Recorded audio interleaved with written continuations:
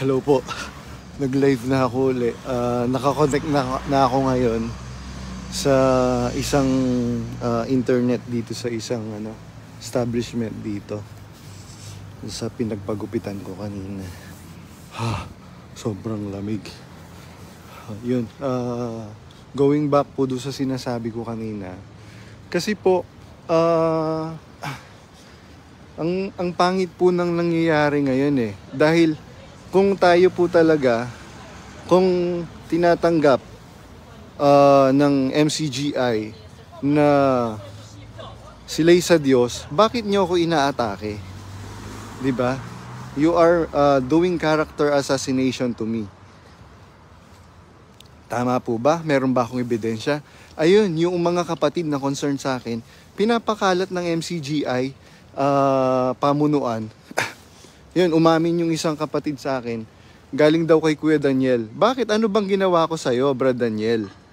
Dapat nga, kung merong may utang na loob, mas meron kang utang na loob sa akin dahil inalagaan ko yung pamilya mo.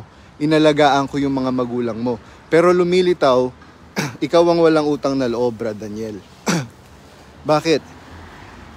Alam nyo po, sa totoo lang, ito po na-experience ko mismo. Merong mga saksi kung magsasalita lang yung Meron kasing isang insidente na nagtitipon yun. Andun yung every Sunday kasi usually before family day, yung pamilya ni Kuya Daniel is nagtitipon. Tas pinagalitan ni Kuya Daniel yung apo niya. Apo niya po yun ha. Ako hindi naman apo. Sampid lang ako. Ayun, sabi niya, ito, pinagalitan ko tong sabing ganyan. Bakit? Manipulation yung ginagawa niya. Biruin mo, sasabihin dun sa bata na dun sa anak ko na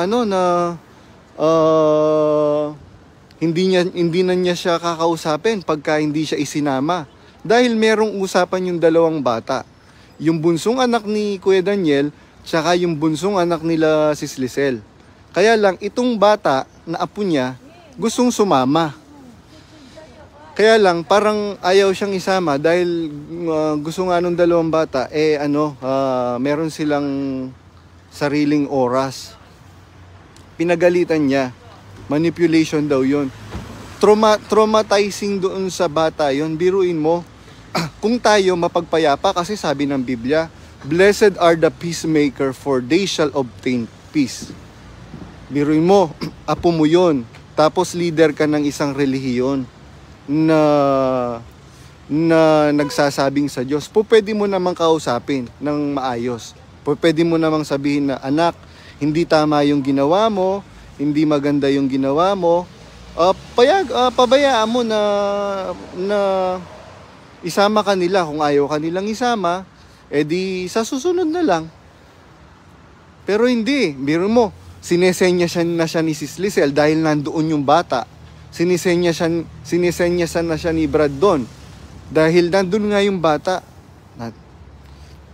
Kaya lang hindi nakinig. Ngayon, sasabihin niyo sa akin na meron naman akong direct access kay Brad Daniel. Bakit hindi ko siya kausapin? Ayan po, minayday ko na nga po eh. Biruin niyo kung meron talagang malasakit si Brad Daniel sa ating mga kaluluwa. Bakit sasabihin niya, go ahead, make my day? Sabi nga po nung isang kasamahan namin kay Brad Eli, parang napakadali na lang kay Brad Daniel na itapon yung kaligtasan natin, no?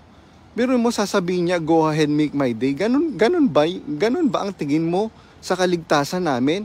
Samantalang sabi ng Biblia, ingatan ninyo ang inyong sarili at ang buong kawan.